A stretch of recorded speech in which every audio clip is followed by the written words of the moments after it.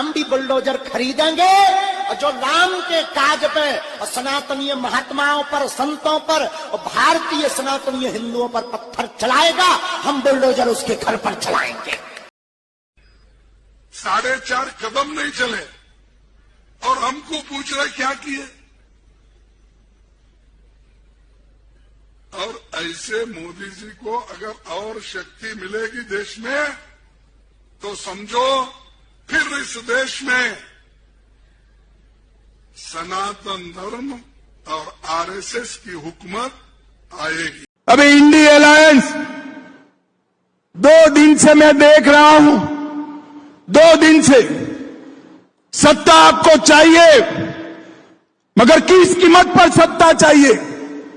2 दिन से आप इस देश की संस्कृति का, इस देश के इतिहास का, सनातन धर्म का अपमान कर रहे हैं। इंडी अलायंस के 2 प्रमुख दल डीएमके और कांग्रेस पार्टी, इनके बड़े नेता, एक वित्त मंत्री का बेटा और एक मुख्यमंत्री का बेटा, वो कह रहे हैं सनातन धर्म को समाप्त कर देना चाहिए। मुझे बताओ भाई, सनातन धर्म को समाप्त करने के लिए आप तैयार हो क्या? अरे जोर से बोलो, तैयार हो क्या? माताएं बहनें भी बोले तैयार है क्या? इन लोगों ने वोट बैंक की और तुष्टीकरण की राजनीति करने के लिए सनातन धर्म को समाप्त करने की बात की है। हमारी संस्कृति, हमारे इतिहास और सनातन धर्म का अपमान किया है। ऑब्लिक घमंडिया गठबंधन की घटक दल तमिलनाडु के डीएमके के मंत्री उदयनिधि जो स्टालिन जी के बेटे हैं, उनका जो एक बयान आया है, उससे ये मोहब्बत के दुकानदार का असली किरदार अब पूरी तरह उजागर हो गया है। क्योंकि हम ये कह रहे हैं कि ये कोई आइसोलेशन में दिया गया बयान नहीं है। This is not an statement given in isolation, but it is having a complete consequential sequence. आप पिछले कुछ समय से देखिए, बिहार के शिक्षा मंत्री पहले हिंदू धर्म ग्रंथों के बारे में बयान देते हैं, ये भी INDIA ऑब्लिक घमंडिया के घटक दल हैं। फिर उत्तर प्रदेश में स्वामी प्रसाद मौर्य अभी चंद दिन पहले हिंदू धर्म धोखा है बोल चुके हैं। याद करिए, इससे पहले कर्नाटक में वर्तमान में PWD मिनिस्टर सतीश झारकीवली, जो कांग्रेस पार्टी के हैं, मुख्य घटक घमंडिया गठबंधन का, ये बोल चुके हैं हिंदू शब्द बड़ा गंदा है, जब ये कार्यकारी अध्यक्ष हुआ करते थे कर्नाटक प्रदेश कांग्रेस के। गोपाल इटालिया, जो इस समय आम आदमी पार्टी के महासचिव हैं, जो गुजरात आम आदमी पार्टी के अध्यक्ष हुआ करते थे, वो बोल चुके हैं कि मंदिर नहीं जाना चाहिए, देवी देवताओं की पूजा नहीं करनी चाहिए। और अब उससे पूर्व के भी दौर की बात याद करें तो जब ये सत्ता में थे, जैसे आज आदरणीय गृह मंत्री जी ने बात याद दिलाई है कि क्या कहते थे, मुस्लिम should have first right over the national resources of India. इन्होंने अपने मन से तथा कथित हिंदू आतंकवाद की पूरी थ्योरी गढ़ ली थी। याद करिए, जनवरी 2013 यूपीए सरकार के गृह मंत्री सुशील कुमार शिंदे जयपुर में यह बयान देते हैं कि हिंदू टेरर कैंप्स चल रहे हैं, और जब सदन में उनसे पूछा जाता है, आप होम मिनिस्टर हैं, आपने बयान दिया है तो सबूत दीजिए, तो अपना स्टेटमेंट विड्रॉ कर लेते हैं कि मैंने ऐसे ही कहा था। इसलिए ये जो घटनाएं हैं, ये केवल ऐसे ही नहीं हो रही हैं। इससे पूर्व भी तमिलनाडु में कोलत्तूर गांव, पेरम्बूर जिला, वहां पर कुछ साल पहले यह कह दिया गया कि मुस्लिम समाज की आबादी 70% हो गई है तो मंदिरों में पूजा नहीं होनी चाहिए क्योंकि उनकी धार्मिक भावनाएं हर्ट होती हैं। और इसी गठबंधन के घटक दल डीएमके की सरकार ने उसे एक्सेप्ट कर लिया। वो तो मद्रास हाई कोर्ट ने इंटरवीन किया कि किसी भी समुदाय का बहुमत हो गया है, इसके आधार पर दूसरे समुदाय की पूजा नहीं रोकी जा सकती। केरल से कश्मीर तक सेकुलरिज्म के सारे सूरमा मुंह में दही जमाकर बैठते रहे। और आज जो एक घटना हुई है जिस पर हम आपका ध्यान आकर्षित करने के लिए आए, इस पूरी श्रृंखला को देखिए। और यह जो घटना हुई है इसमें तमिलनाडु के मंत्री उदयनिधि जिस कॉन्फ्रेंस में पार्टिसिपेट कर रहे थे, उस कॉन्फ्रेंस का शीर्षक क्या था? इरेडिकेशन ऑफ सनातन धर्म। यह कोई बाई चांस मुंह से निकला बयान नहीं था, यह बाकायदा एक कॉन्फ्रेंस हो रही है जिसका शीर्षक है इरेडिकेशन ऑफ सनातन धर्म। हिंदी में कहेंगे सनातन धर्म का समूल नाश।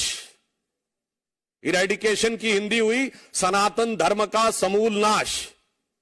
और ऐसा भी नहीं कि वो सीधे बयान दे रहे थे, आप सबने वो क्लिप देखी होगी, पढ़ रहे थे कागज से। इसका मतलब it was well thought after, well written, with a proper design, with a proper conclusion। और यह भी मुझे आश्चर्य हो रहा है, मुंबई में बैठक खत्म हुई और 24 घंटे में धमाका। मैं पूछना चाहता हूं कि यह उदयनिधि को किसने लिख के दिया था कागज, और इसमें इस गठबंधन का क्या रोल है? मुंबई में आपकी बैठक खत्म होती है और 24 घंटे के अंदर आप यह बोल देते हैं कौन सी योजना बनाई थी आपने। और जब आप किसी समुदाय, किसी संस्कृति के समूल नाश की बात करते हैं तो मैं कहना चाहूंगा unequivocally and technically it is the case of hate speech. And we are not having any ray of hope from any government of this INDIA/Ghamandiya Gadbandhan. So I would like to remind that the Honorable Supreme Court of India has given an observation that they will take a suo motu cognizance of any hate speech.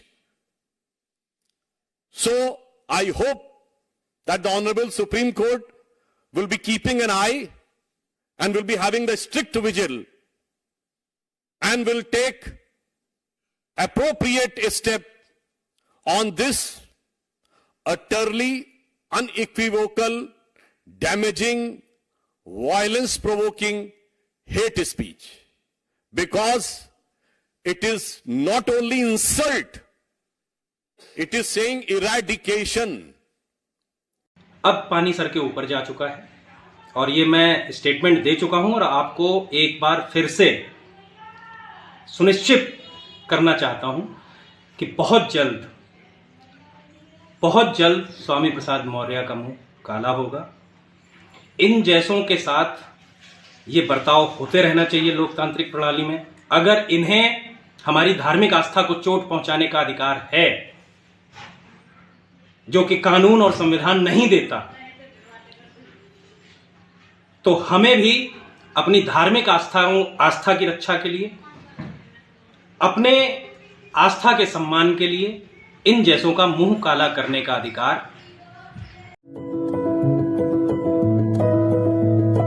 आइए, स्वागत है, बधाई, सबसे खुशी का दिन आएगा।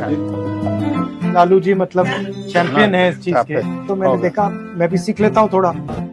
ये मटन है गोट का, बिहार से मंगा है। हाँ, डालो। कितना डालना है लालू जी? 2 चम्मच। 2 चम्मच। इसमें क्या है? इसमें ब्लैक पेपर और ओनली ब्लैक पेपर, बस ब्लैक पेपर। हाँ, कितना? हाँ, डालिए। तो पहली बार आपने कब पकाना सीखा? छोटे थे? हाँ, छोटे थे, 6-7 क्लास में। पटना हम आए थे, हमारे भाई लोग आए थे काम करने, तो बुलाए थे, तो उन लोग का खाना वाना पकाना, जलावन चुनना, बर्तन धोना, मसाला पीसना, सब वहीं पर हम सीखे थे। और बाहर देश का भी खाना आपको अच्छा लगता है? आप थाई फूड खाया होता है ना। हाँ, उसका सैलड होता है, वो सलाद जो वो बहुत बनाता अच्छा होता है। वो बहुत अच्छा। वो मेरी बहन बनाती है। ओह अच्छा। मैं भिजवाऊंगा आपको। तो इसमें आप सब चीज मिक्स करके डालते हो? हाँ सब। इसमें और राजनीति में क्या फर्क है? उसमें भी आप सब मिक्स कर देते हो? इसमें भी मिक्स कर देते हो? सब विदाउट मिक्सिंग राजनीति हो ही नहीं सकता। No, I always find Lalu ji to be very incisive. जो इनका राजनीतिक ज्ञान है उसका मैं बहुत आदर करता हूँ। राजनीतिक मसाला क्या होता है? राजनीतिक मसाला होता है कि संघर्ष करिए, कहीं अन्याय देख रहे हैं तो उसके खिलाफ लड़ाई लड़िए। मेरी बहन ने कहा है कि ये थोड़ा सा उसके लिए ले जाओ। उसने कहा है कि बड़ी प्रॉब्लम हो जाएगी मेरे लिए अगर मैंने नहीं किया। लालू जी, हर 15 साल 20 साल ये जो बीजेपी वाले ऐसे नफरत फैला देते हैं, इसका कारण क्या है? ये पॉलिटिकल भूख जो होती है ना, हाँ। वो मिटता नहीं है। मगर जब आर्थिक व्यवस्था बेहतर होती है तो ये कम होता है। हाँ। और जब आर्थिक व्यवस्था खराब होती है तो ये बढ़ता है। जी जी। जैसे अभी आर्थिक व्यवस्था खराब है तो ये बढ़ता जा रहा है। बढ़ रहा है। इतने साल आपने राजनीतिक काम किया, हमारे लिए आपका क्या सुझाव है? जो नेक्स्ट जनरेशन के नेता हैं राजनीति में, आपसे क्या सीख सकते हैं? मेरी राय ये है कि आपके माता पिता दादा दादी ने जो देश को नया राह दिया था, नया राह सिखाया था, अच्छे पद पर रखा था, उसे भूलना नहीं है।